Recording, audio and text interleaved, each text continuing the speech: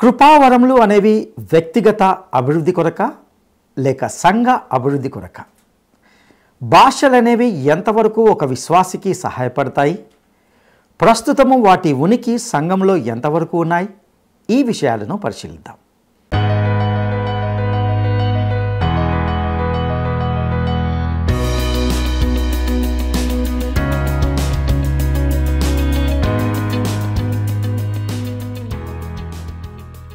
క్రీస్తునందు ప్రియమైన ప్రేమధార టీవీ వీక్షకులందరికీ మన రక్షకుడును ప్రభు అయిన యేసుక్రీస్తు పరిశుద్ధ నామంలో శుభములు తెలియజేస్తున్నాం. నేటి మన ధ్యాన భాగంగా 1 కొరింథీ పత్రిక 14వ అధ్యాయాన్ని ధ్యానించుకోబోతున్నాం. ఈ అధ్యాయం అంతా కూడా ఆత్మ సంబంధమైన కృపావరాలను గురించి మాట్లాడుతుంది. వైవిధ్యంలో ఏకత్వాన్ని తీసుకురావడానికే ఈ కృపావరాలు నియమించబడ్డాయి. శరీరంలో ఎన్నో అవయవాలు ఉన్నాయి. ప్రతి విశ్వాసికి ఏదో ఒక వరం ఉంటుంది. ఈ వరాలన్నీ సంఘ క్షేమాభివృద్ధి కొరకే నియమించబడ్డాయి. ప్రేమ కలిగి ఉండడానికి ప్రయాసపడాలి. ఇందులో పౌలు ఆత్మ సంబంధమైన వరాలను ఆసక్తితో అపేక్షించండి, విశేషముగా ప్రవచన వరంను కోరుకోండి అని అన్నాడు. భాషతో మాట్లాడేవాడు దేవునితోనే మాట్లాడతాడు. ప్రవచించేవాడు మనుషులతోనూ మాట్లాడతాడు. సంఘ క్షేమాభివృద్ధి ఇక్కడ ప్రాముఖ్యంగా చెప్పబడింది. భాషలు అనేవి కృపావరంలో ఒకటి. పౌలు భాషలను గురించి మాట్లాడాడు, కానీ పౌలు భాషలను ఎక్కువగా సమర్థించలేదు. పౌలు బోధనల మేరకు కొరింథీలోని విశ్వాసులు భాషలను గురించి సరిగ్గానే అర్థం చేసుకున్నారు. కానీ ఈ రోజున పెడర్థాలు ఎక్కువైపోయాయి. ఎవరికి వీలైన అర్థాలు వారు ఇస్తూనే ఉన్నారు. ఆదిమ సంఘ ప్రారంభంలో అపోస్తులు భాషలను మాట్లాడారు. ఇవి సంఘ క్షేమాభివృద్ధికి, విశ్వాసి ఆత్మీయ అభివృద్ధికి, ఎదుగుదలకు సహాయకరంగా ఉండాలని వింటాం.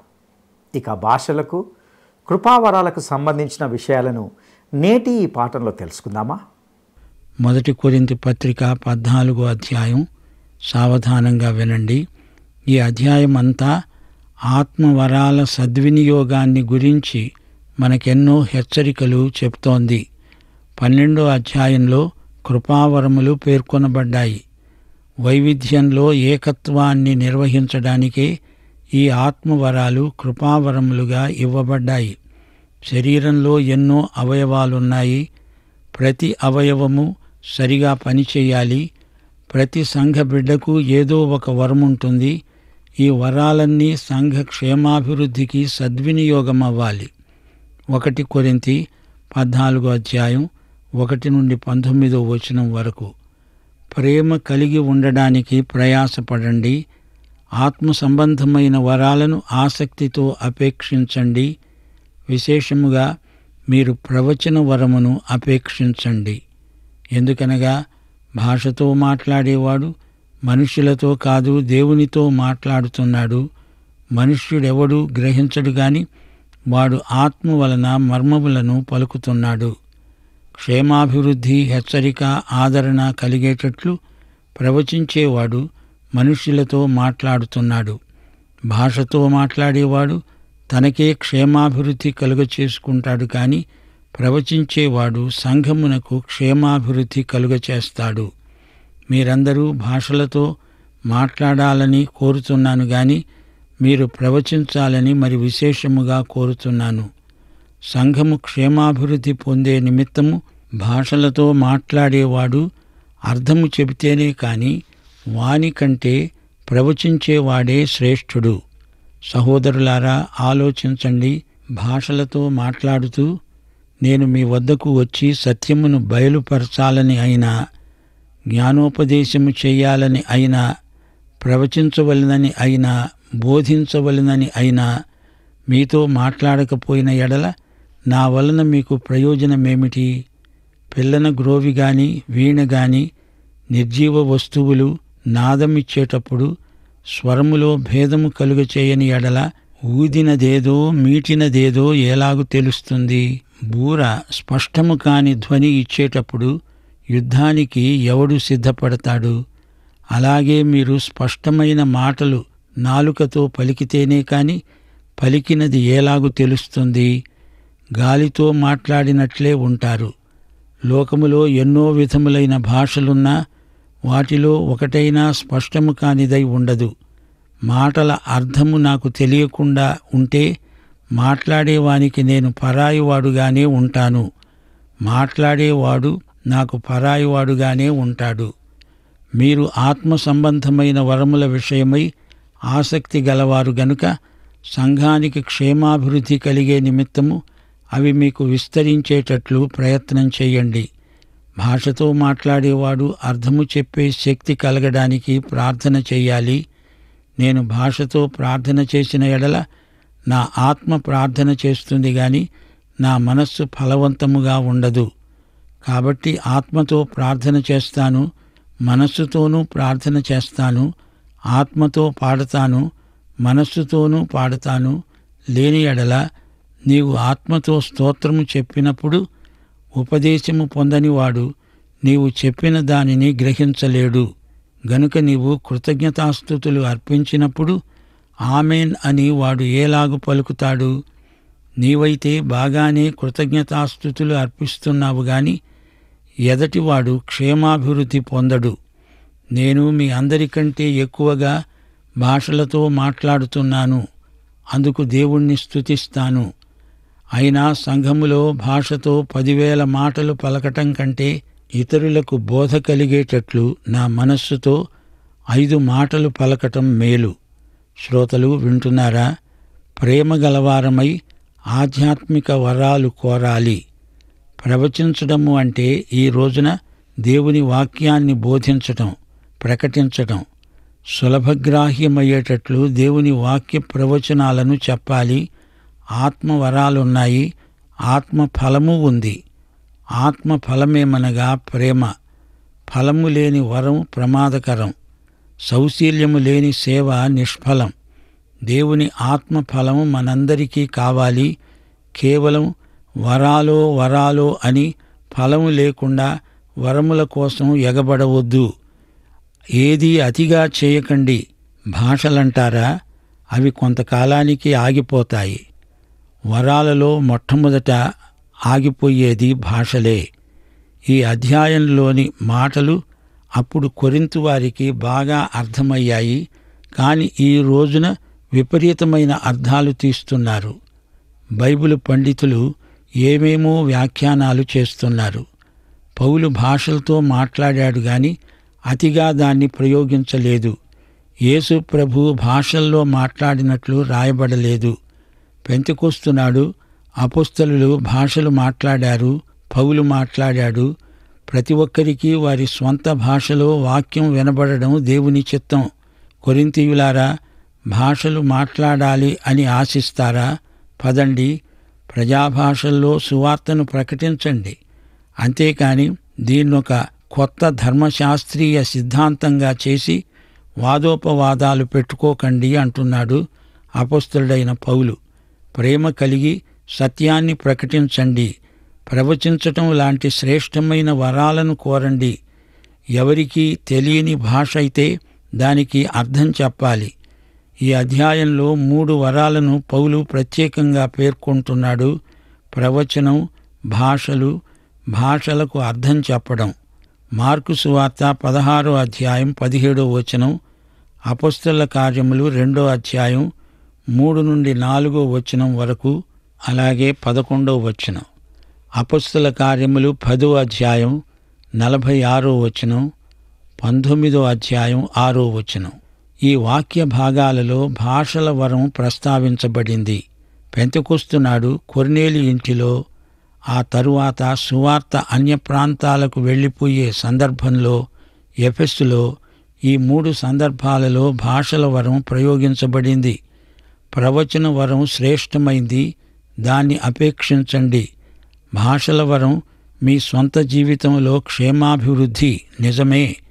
సంఘక్షేమాభివృద్ధికి ప్రవచన వరం అవసరం. మాటలు తేటగా అందరూ గ్రహించాలి గదా. మాటలు వట్టి శబ్దమైతే ఎవరూ గ్రహించలేరు. సువార్త అందరూ అర్థం చేసుకోగలిగేటట్లు బోధించండి. ఈ వరాల ముఖ్యోద్దేశ్యం సంఘానికి క్షేమాభివృద్ధి.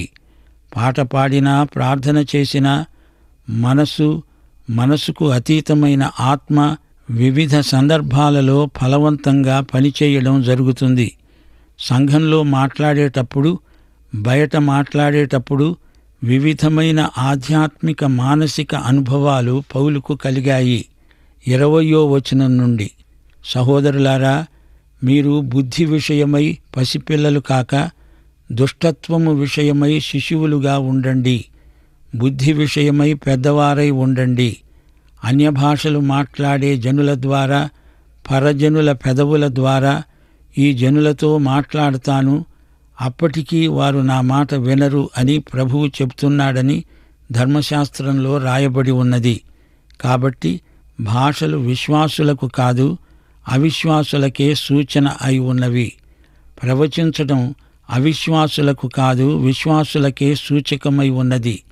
సంఘమంతా ఏకముగా కూడి అందరూ భాషలతో మాట్లాడుతూ ఉండగా ఉపదేశము పొందని వారైనా అవిశ్వాసులైనా లోపలికి వచ్చిన ఎడల మీరు వెర్రి మాటలు పలుకుతున్నారని అనుకుంటారు గదా.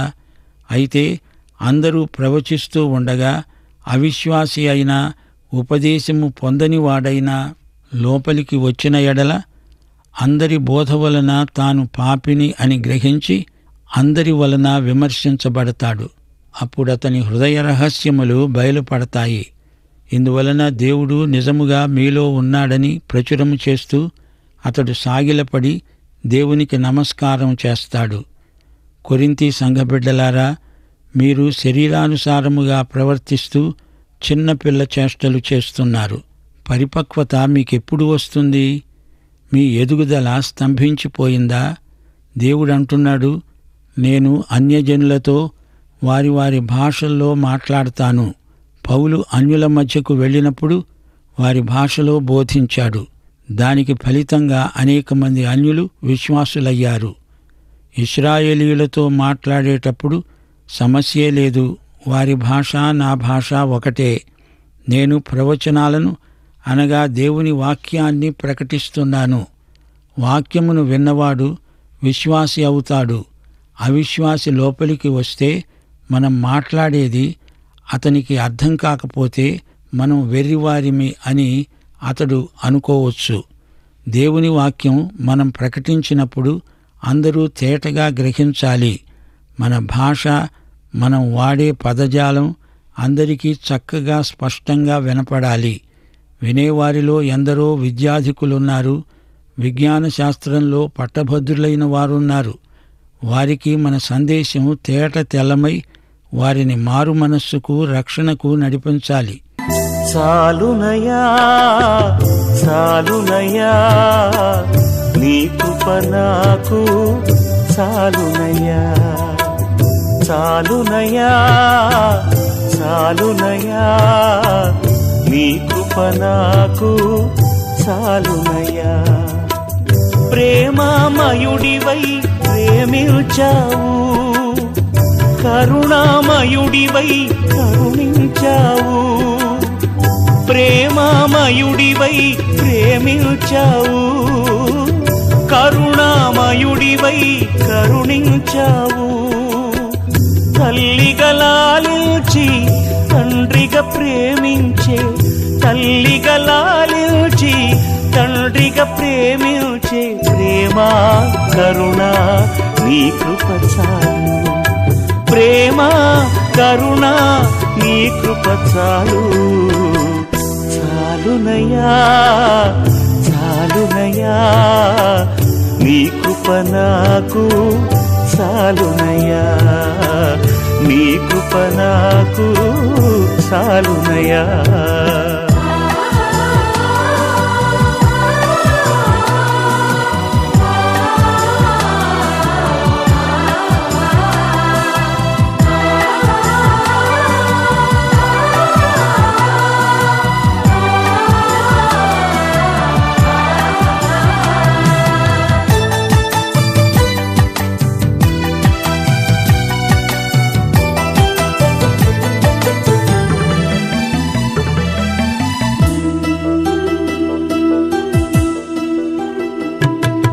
జిగటగల ఊబిలో పడి ఉండగా నా అడుగులు స్థిరపరచి నిలిపితివయ్యా.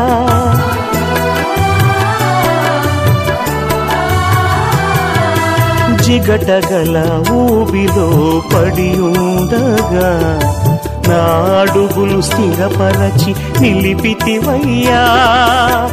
హిస్సోపుతో నన్ను కడుగుము యేసయ్యా, హిమము కంటెను తెల్లగా మార్చయ్యా. నీకేమి చెల్లితూ నా మంచి మెస్సియా, నా జీవితమంతా అర్పితు నీకయ్యా. ప్రేమ కరుణ నీ కృప చాలు, ప్రేమ కరుణ నీ కృప చాలు. చాలునయ్యా చాలునయ్యా, నీ కృప నాకు చాలునయ్యా, నీ కృప నాకు చాలునయ్యా.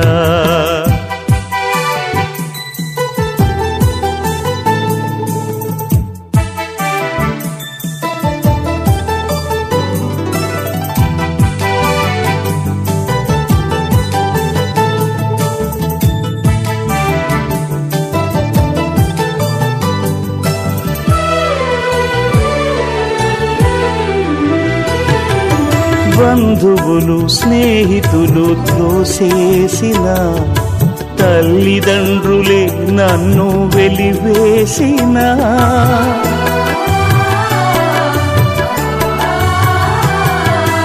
బంధువులు స్నేహితులు త్రోసేసిన, తల్లిదండ్రులే నన్ను వెలివేసిన, నన్ను నీవు విడువని లేదయ్యా.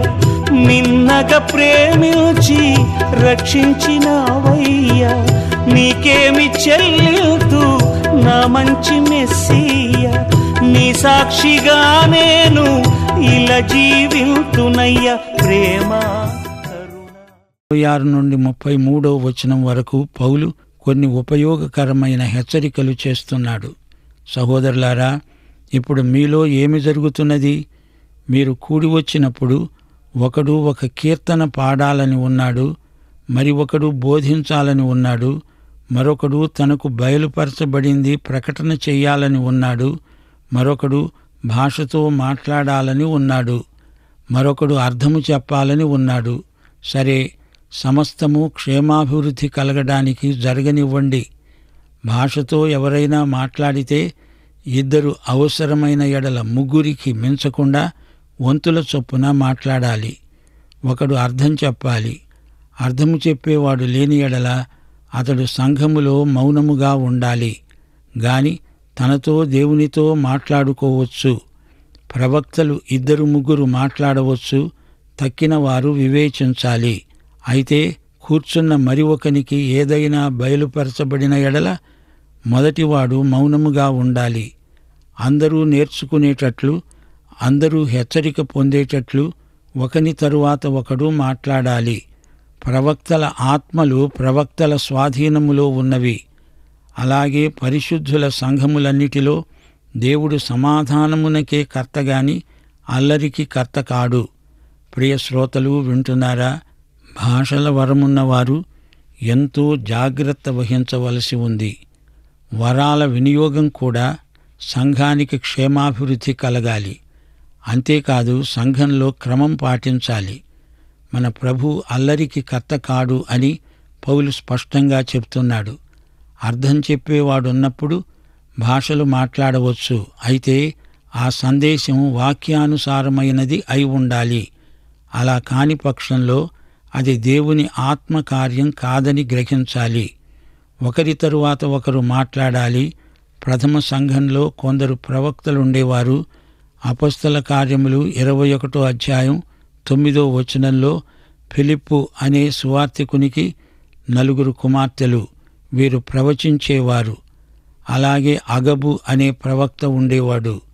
ఆ తరువాత సంఘములో ప్రవక్తలు అని ప్రత్యేకంగా ఎవరు లేరు. ప్రవచించేవారు, సాక్ష్యమిచ్చేవారు ఒకరి వెంబడి ఒకరు మాట్లాడాలి. గలిబిలి చేయకూడదు. సంఘంలో క్రమం పాటించాలి. 34 నుండి 40 వచనం వరకు, స్త్రీలు సంఘములో మౌనముగా ఉండాలి, వారు లోబడి ఉండవలసినదే కాని మాట్లాడడానికి వారికి సెలవు లేదు. ఇలాగే ధర్మశాస్త్రము కూడా చెబుతున్నది. వారు ఏమైనా నేర్చుకొనగోరిన ఎడల ఇంట్లో తమ తమ భర్తలను అడగాలి. సంఘములో స్త్రీ మాట్లాడడము అవమానము. దేవుని వాక్యము మీ వద్ద నుండే బయలు వెళ్ళిందా? మీ వద్దకు మాత్రమే వచ్చిందా?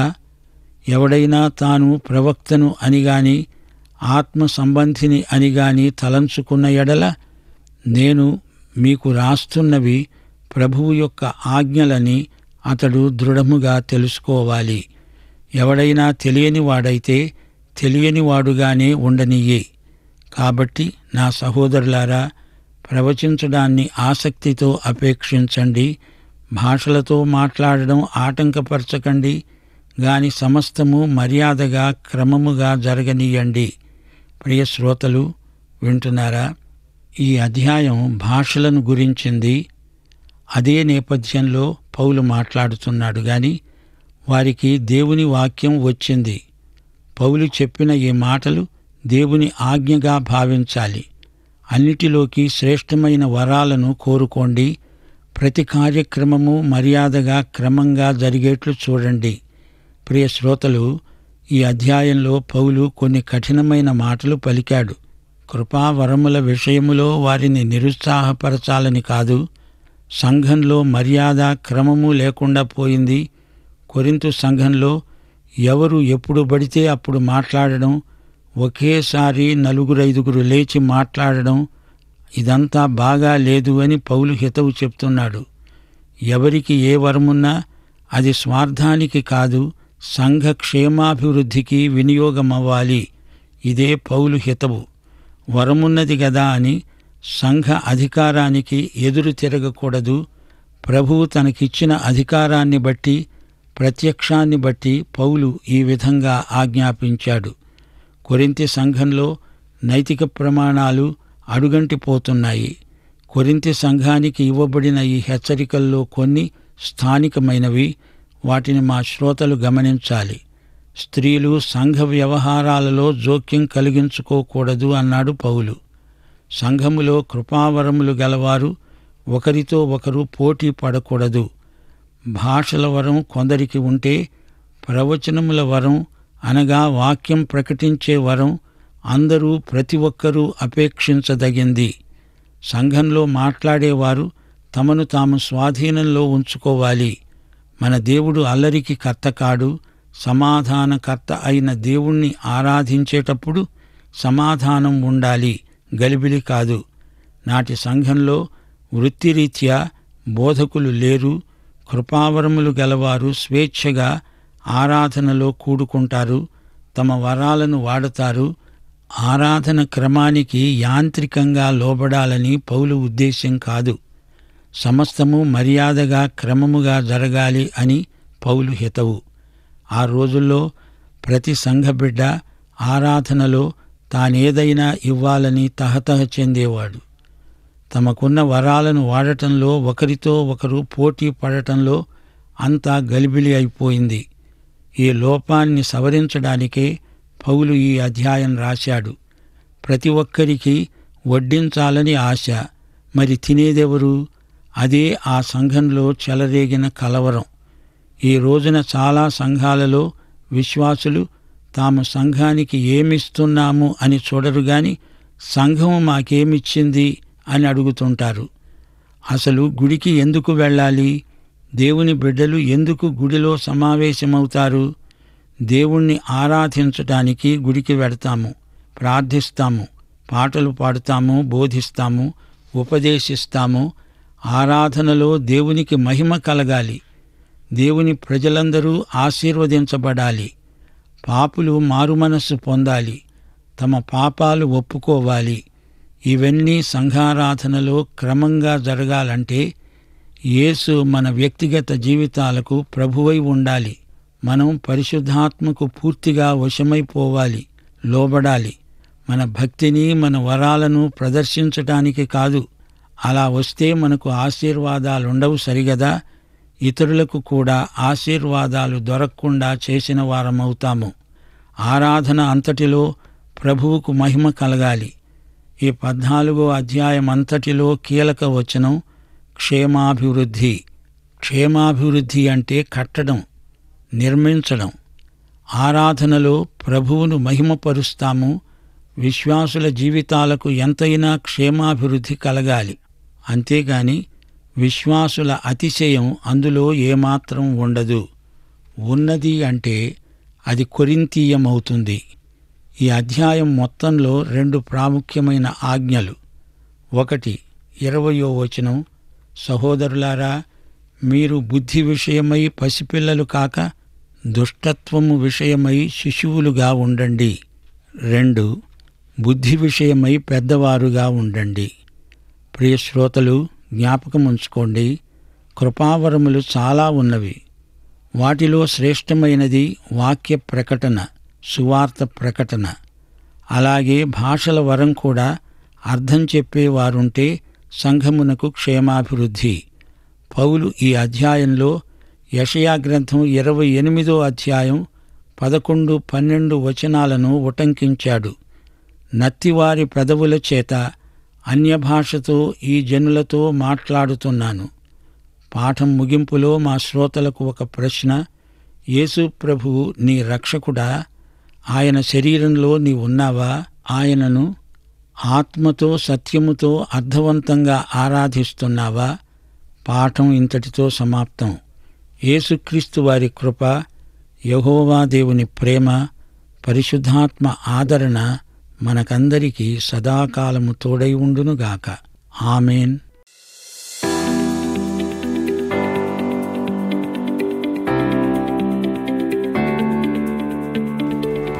ఆత్మ సంబంధమైన వరాలను విశ్వాసులుగా మనము ఏ విధంగా అపేక్షించాలి? ఆత్మ సంబంధమైన వరాలను విశ్వాసులుగా మనము ఏ విధంగా అపేక్షించాలి? 1 ఆరాధన భావంతో, 2 ఆసక్తితో, 3 ఆనందంతో. ఈ ప్రశ్నకు సరైన జవాబును ఈ వాట్సాప్ నంబర్కు పంపండి. ప్రియులారా, ఇంతవరకు మనము కృపావరాలను, ఆత్మవరాలను గురించి విన్నాం. భాషలను గురించి, దీనిలో తలెత్తిన కలవరం, అపార్థాలను గురించి విన్నాం. ఏది ఆత్మకార్యమో ఏది ఆత్మకార్యం కాదో ఈ పాఠంలో తెలుసుకున్నాం. భాషలు, ప్రవచన పరిచర్యను గురించి విన్నాం. దేవుడు అల్లరికి కర్త కాడు.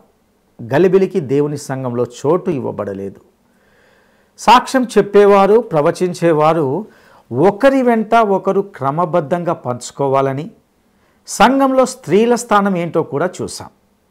వారు లోబడి ఉండాలి. మాట్లాడడానికి ఏదైనా అనుమతి లేదు. ఏదైనా తెలుసుకోవాలనుకుంటే మాత్రం తమ భర్తలను అడిగి తెలుసుకోవాలని నేర్చుకున్నాం. దైవజనులు బోధించేది విన్నవారు నేర్చుకోవాలి. దేవుని వాక్యాన్ని గూర్చి ఇటు క్రమాన్ని సంఘము ఇంచుమించుగా ప్రస్తుతం కోల్పోయింది. ఎవరికైనా భాషలు మాట్లాడే వరం ఉంటే ఆటంకపరచొద్దు, కానీ సమస్తం క్రమంగా మర్యాదగా జరగాలి అని పౌలు అన్నాడు. ప్రియులారా, ఇక్కడ మనం గుర్తించవలసిన ప్రాముఖ్యమైన విషయం ఏమిటంటే, శ్రేష్టమైన వరాలను అపేక్షించి పొందండి. అయితే వీటితో పాటు క్రమం, మర్యాదలు అనేవి అంతే ప్రాముఖ్యమని తెలుసుకోవాలి. అటు కృపా పరిశుద్ధాత్మ దేవుడు మనకు దయచేయనుగాక. దైవాశీస్సులు.